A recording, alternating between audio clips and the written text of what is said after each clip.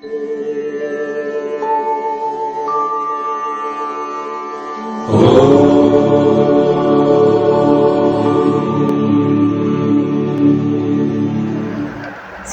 நம. அனைவருக்கும் வணக்கம். உமையொரு பாகன் யூடியூப் சேனலுக்கு உங்களை அன்போடு வரவேற்கிறேன். உங்களுடைய ஆதரவை என்றும் நாடும் உங்கள் லட்சுமி. பெரிய புராணத்தில் வர்ற 63 நாயன்மார்களை பற்றி நம்ம வரிசையாக பார்த்துட்டு வர்றோம். ஏற்கனவே 2 நாயன்மார்களை பார்த்துட்டோம். இன்னைக்கு நம்ம 3ஆவதாக பார்க்க போகிற நாயன்மார் இளையான்குடிமாற நாயனார். சுந்தரர் இவரை பற்றி சொல்லும்போது இளையான் தன் குடிமாறன் அடியாருக்கும் அடியேன் அப்படின்னு சொல்லியிருக்காரு. இந்த இளையான்குடிமாற நாயனார் பாண்டிய நாட்டில் இளையான்குடி அப்படிங்கிற ஒரு ஊரில் பிறந்திருக்காரு. இவர் அனுதினமும் தில்லையம்பல நடராஜரை வணங்கி வந்திருக்காரு. பெரிய செல்வந்தராக இருந்த இவர் செல்வத்தின் பயன் அடியார்களுக்கு அன்னமிடுதலே அப்படிங்கிற குறிக்கோளில் தெளிவாக இருந்திருக்காரு. சரிங்களா? தினமும் இவர் அதனால் அடியார்களை தேடி தேடி அலைஞ்சி அந்த அடியார்களை வீட்டுக்கு அழைச்சிட்டு வந்து அவர்களுக்கு அறுசுவை உணவை உண்ண கொடுப்பார். இப்படியே காலங்கள் போய்கிட்டு இருந்தது. நம்மோட இளையான்குடிமாற நாயனார் பெரிய செல்வந்தராக இருக்கும்போது இப்படி இருக்காரு. வரவயிற்ற பொழுது அவர் என்ன செய்வார் அப்படிங்கிறத நமக்கு உணர்த்துவதற்காக நம்மோட சிவனார் அவருக்கு ஒரு சோதனை வைத்தார். என்ன தெரியுமா? எல்லா செல்வமும் அவருக்கு உப்பு பொம்மை எப்படி தண்ணியில் கரையும் அந்த மாதிரி கரைஞ்சிருச்சு. சரிங்களா? எல்லா செல்வங்களும் வற்றிய நிலையிலும் அவர் அடியார்களுக்கு அன்னமிடுததில் தீவிரமாக தான் இருந்தார். செல்வத்தை எல்லாம் இழந்தாச்சு. வீடு சொத்து சுகம் எல்லாத்தையும் இழந்த நம்ம இளையான்குடிமாற நாயனார் அவரோட மனைவி அழைச்சிட்டு ஒரு சின்ன குடிசைக்கு வந்துட்டார். ஒரு நாள் இரவு பொழுது நல்ல மழை வெளியே பெஞ்சிட்ருக்கு. அந்த நேரம் நம்ம இளையான்குடிமாற நாயனாரும் அவங்களோட மனைவியாரும் வீட்டில் படுத்திருக்காங்க, தூங்கலை. ஏன் அப்படின்னா அவங்களுக்கு பட்டினி, சாப்பாடு இல்லை. அதனால் அவங்க தூங்காமல் முழிச்சிட்டு இருந்திருக்காங்க. அந்த நேரம் பார்த்திங்கன்னா நம்ம நாயனார் வீட்டு கதவை யாரோ தட்டியிருக்காங்க. வெளியே சிவாய நம்ம சிவாய நம்மன்னு சொல்லிட்டு யாரோ கத்தியிருக்காங்க. அப்போ நம்ம இளையான்குடிமாற நாயனார் வேகமாக ஓடி போய் கதவை திறந்துருக்காரு. ஏன்னா வந்திருக்காரு யார்? நம்மளுடைய சிவனடியார் யாரோ வந்திருக்காங்க இல்லையா? இந்த நேரத்தில் வந்திருக்காங்கன்னா என்ன பிரச்சனையோ என்னவோன்னு சொல்லிட்டு நம்ம இளையான்குடிமாற நாயனார் அவசரமாக போய் கதவை திறந்துருக்காரு. அங்கே யார் இருந்திருப்பா? நம்மோட சிவனார் தாங்க. ஆனால் அவர் எப்படி இருந்தார்? கிழவனார் வேடத்தில் சிவனார் அங்கே நின்றுட்டு இருந்தார். நல்ல மழையாக அந்த மலையில் நனைஞ்சு நல்ல குளிரில் ஆடிட்டு நின்றுட்டு இருந்திருக்காரு. இளையான்குடிமாற நாயனார் அவரை பார்த்தோன்னே, ஐயா முதல்ல நீங்கள் வீட்டுக்குள்ளே வாங்கன்னு சொல்லிட்டு வீட்டுக்குள்ளே கூப்பிட்டு அவரை உட்கார வச்சுருக்காங்க. தன்னோட மனைவி அழைச்சி, அம்மா அவருக்கு ஏதாவது தோட்டது கொடுமா, தலையெல்லாம் நனைஞ்சு போய் வந்திருக்காருன்னு சொன்னோன்னே அவங்களோட மனைவியார் தோட்டது கொடுத்துருக்காங்க. அதுக்கப்புறமா அந்த கிழவனாருக்கு ஒரு போர்வையை கொடுத்து மூடி படுக்க சொல்லியிருக்காங்க. அந்த நேரத்தில் அந்த கிழவனார் ஐயா ஏதாவது சாப்பிட இருக்குங்களா ஐயா அப்படின்னு சொல்லிட்டு நம்ம நாயனார்கிட்ட கேட்டிருக்காரு. நாயனார் ஐயா ஒரு 5 நிமிஷம் பொறுங்க, இதோ உங்களுக்கு சுட சுட சாப்பாடு தயார் பண்ணிடுவாங்கய்யான்னு சொல்லிட்டு சிவனார் வேடத்தில் நம்ம சிவயோகியாரை அங்கே படுக்க வச்சுட்டு மனைவி அழைச்சிட்டு வீட்டுக்குள்ளே வந்திருக்காரு.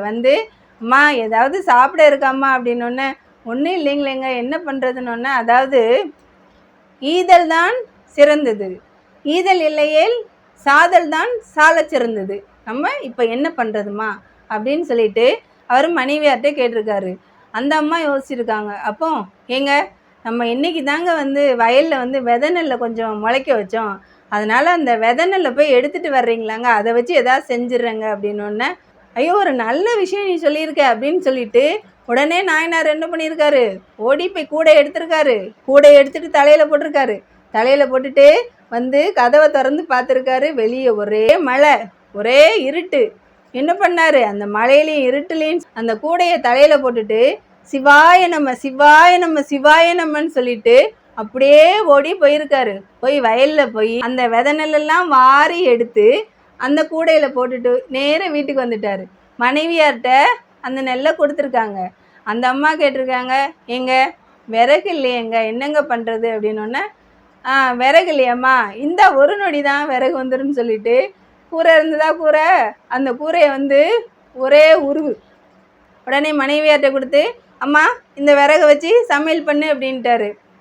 மனைவியார் வந்து, அடப்பாவி, இந்த குட்டி குடிசை வீட்டில் இருக்க கூரையும் பிச்சுட்டே அப்படின்னு சொல்லிட்டு ஏதாவது கதறினாங்களா, அழுதாங்களா?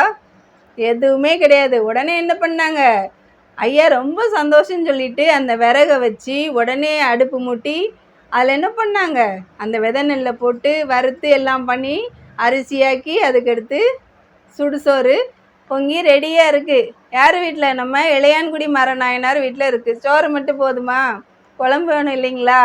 என்ன பண்ணுறது? அந்த அம்மா யோசிச்சாங்க. உடனே கணவனாரை கூப்பிட்டு, ஏங்க நான் ஒன்று சொல்கிறேன், என்னம்மா என்னன்னாலும் சொல்லு, உடனே சொல்லு, நான் செய்கிறேன் அப்படின்னோடனே, எங்கள் தோட்டத்தில் வந்து கொஞ்சம் கீரை இப்போ தாங்க முளை விட்டு வருது, அதை போய் கொஞ்சம் பறிச்சுட்டு வந்தீங்கன்னா நான் கீரை குழம்பு வச்சுருவேங்க. இந்தா ஒரு நொடியில் போயிட்டு வரேன்னு சொல்லிட்டு என்ன பண்ணார், நம்ம நாயனார் ஓடி போய் அந்த கீரையெல்லாம் அந்த இருட்டில் போயிட்டு எடுத்துகிட்டு வந்து அந்த அம்மாட்ட கொடுத்துட்டாரு. அந்த அம்மா என்ன பண்ணாங்க, அந்த கீரை என்ன பண்ணாங்க, கூழம் நல்லா பார்த்துட்டு ஒரு கீரை குழம்பு வச்சுட்டாங்க. அப்போ நாயனார் வீட்டில் சுடு சாதமும் கீரை குழம்பும் ரெடியாக இருக்குது.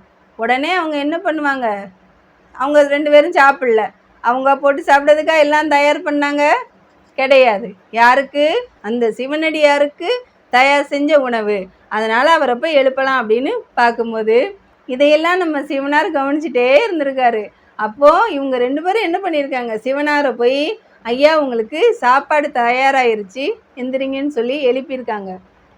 அதுவரை அவர் எப்படி வேடத்தில் இருந்தார், கிழவனார் வேடத்தில் இருந்தார் இல்லைங்களா? அதுக்கப்புறம் எப்படி எழுந்தாருன்னா, நம்ம சிவனாராகவே எழுந்துட்டார். எழுந்த உடனே இவங்க 2 பேருக்கும் சிவனார் நம்ம கண்ணு முன்னாடி வந்தால் எப்படி இருக்கும் நினச்சி பாருங்க. அதே மாதிரி அவங்க 2 பேருக்கும் சிவனாரை பார்த்தோன்னே என்ன பண்ணணுன்னே தெரியல. சாமி ஐயா வந்துட்டிங்களா, ஐயா வந்துட்டிங்களான்னு 2 பேரும் அவரை விழுந்து வணங்கியிருக்காங்க. அவர் என்ன சொல்லியிருக்காரு நம்ம சிவனார், உங்கள் 2 பேர் மாதிரி அன்னம் பாலித்தவர்கள் இந்த உலகத்தில் யாருமே இல்லைம்மா, அதனால் உங்கள் 2 பேருக்குமே வந்து நான் என்னோடு இருக்கும் முத்தியை தந்தேன் அப்படின்னு சொல்லிட்டு சிவனார் சொல்லியிருக்காரு. இளையான்குடி மாரநாயனாரோ அவங்க மனைவிக்கும் உடனே முத்தி கிடச்சிருக்கு. இந்த கதையிலேருந்து நம்ம என்ன தெரிஞ்சுக்கணும்னா, நம்ம தமிழர் பண்பாடு வந்து முக்கியமானது என்னன்னு பார்த்தீங்கன்னா விருந்தோம்பல் தான். அந்த விருந்தோம்பல் வந்து இன்றைய காலகட்டத்தில் எந்த அளவுக்கு ஒரு மலிந்த நிலையில் இருக்குது அப்படின்னு நம்ம எல்லாருக்குமே தெரியாமல் இல்லை. ஏன், முன்னாடி நானே எங்கள் வீட்டில் சின்ன பிள்ளையாக இருக்கும்போது எங்கேனாலும் யார் வீட்டுக்கு போகணுமா உடனே போயிடுவோம், உடனே வந்துடுவோம், எத்தனை நாள் இருப்போம், சித்தி வீட்டுக்கு போவேன், எல்லார் வீட்டுக்கும் போவேன் இருப்பேன். ஆனால் இப்போ அந்த மாதிரி முடியுதா? யாராவது ஒருத்தர் வீட்டுக்கு நம்ம போகணும் அப்படின்னாலே எந்த டைம் போகிறது, அவங்கக்கிட்ட வந்து முன்னாடியே நம்ம அனுமதி வாங்கணுமே, இப்படி பலதரப்பட்ட வகையில் யோசனை பண்ண வேண்டியிருக்கு. அப்படியே வந்து ஒரு வீட்டுக்கு வந்து ஒருத்தங்க வர்றாங்க, ஒருத்தங்க போகிறோம் அப்படின்னா அந்த வீட்டில் இருக்க எல்லாரும் வாங்கன்னு கேட்டுறது கிடையாது. பொதுவாகவே சொல்கிறேன், ஒரு வீட்டில் பிள்ளைங்க இருந்தாலும் சரி, யார் இருந்தாலும் சரி, யாரை தேடி யார் வந்தாலும் சரி, வந்தவங்கள முதல்ல வாங்கன்னு சொல்லி உபசரிக்கணும். அதுதான் நம்மளுடைய தமிழர் பண்பாட்டில் ரொம்ப ரொம்ப ரொம்ப முக்கியமானது. வாங்கன்னு சொல்கிறது. வாங்கன்னு சொல்கிறதுனால நம்ம என்ன குறைஞ்சிட போகிறோம்? வீட்டுக்கு யார் வந்தாலும் சரி, ஒரு வீட்டில் வந்து ஒரு ஃபேன் ஓடலை, ஒரு எலக்ட்ரீஷியன் வராரு, அப்போ அவரை இந்த எலக்ட்ரிக் இது சரியில்லை அது சரியில்லை அப்படி சொல்லக்கூடாது. வாங்க உட்காருங்க தண்ணி குடிங்கன்னு சொல்லிட்டு வீட்டுக்கு யார் வந்தாலும் அவங்களாம் உட்கார சொல்லி தண்ணி வந்து அவங்களுக்கு குடிக்கிறதுக்கு கொடுக்கணும். அடுத்தது பிள்ளைங்க இருக்காங்களா, நம்மளுடைய குழந்தைங்களுக்கு நம்மளுடைய கலாச்சாரத்தை சொல்லி கொடுக்கணும். முக்கியமாக விருந்தோம்பல் பண்பு பிள்ளைங்களுக்கு கண்டிப்பாக தெரியணும். சின்ன குழந்தைங்களா இருந்தாலும் சரி, நம்ம சின்ன பிள்ளைங்கள வந்து என்ன செய்யணும்னு நினைக்காதீங்க. சின்ன குழந்தைங்கள கூட என்ன பண்ணணும், வந்தவங்கள ஐயா வாங்க வணக்கம் அப்படின்னு சொல்லி பழக்கி பாருங்க. அந்த பிள்ளைங்க பெரியவங்களை வளர்ந்த பிறகும் அதே மாதிரி சொல்லுவாங்க. அடியார்களுக்கு அன்னமிட்டே சிவகதி அடைந்த நம்மோட இளையான்குடி மாரநாயனாரை வணங்கி இந்த உரையை முடிக்கின்றேன். அடுத்த நாயன்மார் வெல்லுமா மிக வல்ல மெய்ப்பொருளுக்கடியேன். மெய்ப்பொருள் நாயனாரை பற்றி அடுத்த வீடியோவில் பார்க்கலாம். நன்றி, வணக்கம்.